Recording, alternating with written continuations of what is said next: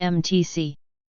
Light, 2022, P12 No Exercise 1. Some of animal communication techniques are instinctive and require no learning. The honeybee, for example, needs no lessons to execute or understand its dance. This particular language is obviously carried from one generation of bees to another in the genes. In other cases, animal language seems to arise from both genetically transmitted information and environmental learning. One way to test this statement with songbirds is to raise the birds in an environment in which they do not hear the songs characteristic of their species. Some species, such as flycatchers, can produce their songs even when raised in acoustic isolation. Others, such as wrens, must have a model from which to learn. In an experiment with cowbirds, for example, chicks from North Carolina were raised around Texas adults. North Carolina, Texas. The result, the chicks grew up singing with a strong Texas accent. Texas. MTC. Good job. Let's start. MTC.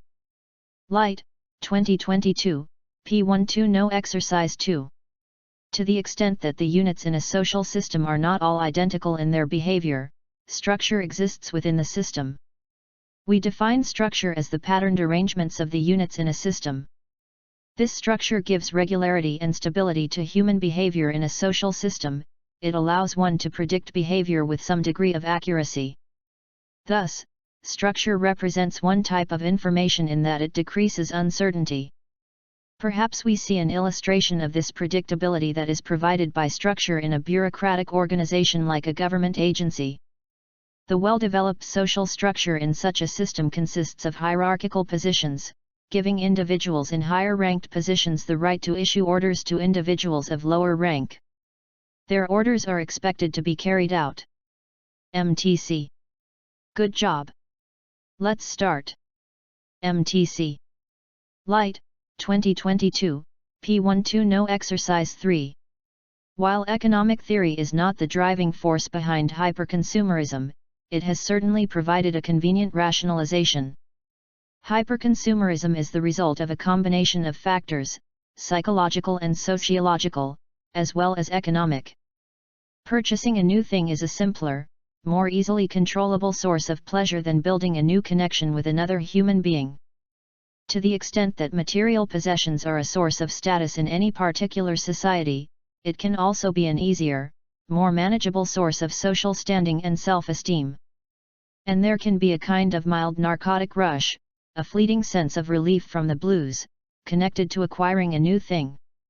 Many of us have experienced that feeling on occasion, and some of us become addicted to it as means of self-medication.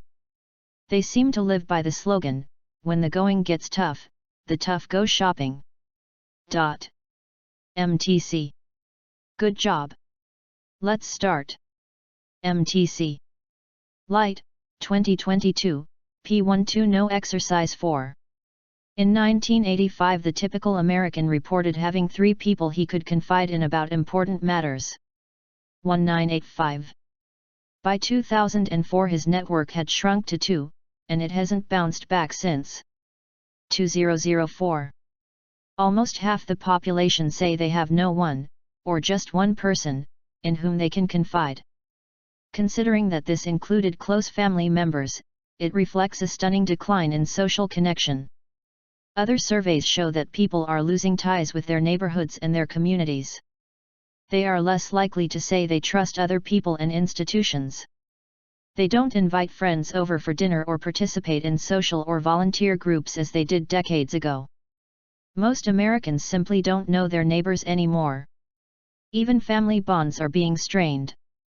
By 2004, less than 30% of American families ate together every night. 2004 30%. MTC. Good job. Let's start. MTC. Light, 2022, P12 No Exercise 5. Provenance in collecting is the proof of originality. Collectors seek authentic originals with provenance because they are more valuable. But why are originals more valuable than an identical copy? One could argue that forgeries or identical copies reduce the value of originals because they compromise the market forces of supply and demand. In the same way that a prolific artist who floods the market with work undermines the value attributed to each piece, rarity means limited supply. For many collectors, however, possessing an original object fulfills a deeper need to connect with the previous owner or the person who made the item. I think that an art forgery is unacceptable because it does not generate the psychological essentialist view that something of the artist is literally in the work. MTC. Good job. Let's start. MTC. Light, 2022, P12 No Exercise 6. The need to belong is so innately human that no one can deny its importance. On some level we all want to be accepted by others, so much so that social exclusion causes the same areas of your brain to light up that physical pain does. Think of a time when you felt that you did not belong, when you were unwelcomed, unloved, treated with suspicion, or even ignored. How did it feel? If not painful, it was most likely not a situation you would want to find yourself in again. This is part of the reason we try to hire people who are culture fits with our organizations. We want to avoid having people who are unhappy or quit because they don't fit in. But only hiring people who fit in limits the diversity of perspective needed to drive innovation. The alternative is to create an inclusive space where people, all of whom are different from one another, can fit together. MTC. Good job. Let's start. MTC. Light, 2022, P12 No Exercise 7. Before the creation of standardized time, regions of the United States were isolated pockets each with its own time zone. Many cities had their own local time based on the position of the sun at high noon. A traveler would find that Michigan had 27 time zones, Indiana, 23, Wisconsin, 39, and Illinois, 27. 27, 23, 39, 27. Some train stations had multiple clocks hung on their walls. In a desire for more uniformity and to reduce confusion, the railroads adopted a standardized time based on Greenwich Mean Time from England. The 8,000 rail stations associated with nearly 600 independent railroad lines and their 53 time schemes were arranged into one system of 4 time zones. 600538,0004. But the train systems, like those in Bern, Switzerland, had the new challenge of determining the time on the train and keeping it in sync with the clocks at the station, which kept Einstein busy in the patent office. Einstein. MTC. Good job. Let's start. MTC. Light, 2022, P12 No Exercise 8. Long-term elephant groups are composed exclusively of adult females and juvenile males and females. Elephant leaders are typically chosen from among the oldest females in the group, and this matriarch is relied on to coordinate group movements, migration, and responses to threats, such as lions. The leader's role in these situations is to call the other elephants to action and direct them toward threats or opportunities. She doesn't dash out in front to provide protection. When threatened by lions, all the adults position themselves in front to protect their young, nor does she suffer hardships on behalf of her group. The leadership she provides is in the form of guidance. Because leadership does not give her preferential access to food sources or mating opportunities, elephant leaders do not gain unique benefits from their position. MTC. Good job. Let's start. MTC.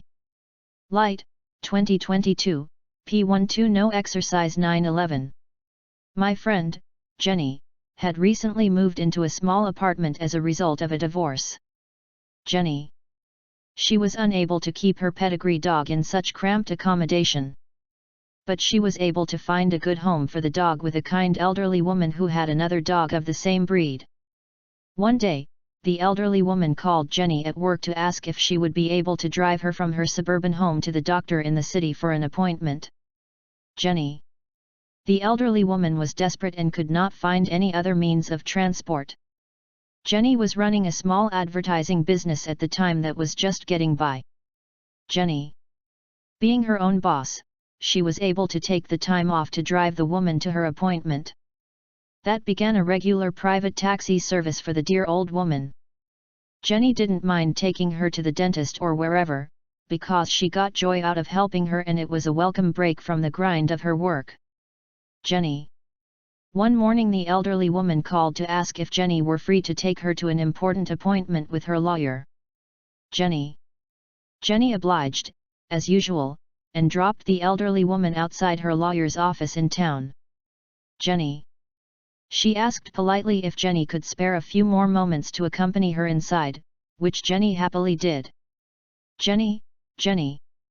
There, in front of her lawyer, to her astonishment, she made her the sole beneficiary of her estate, which was substantial.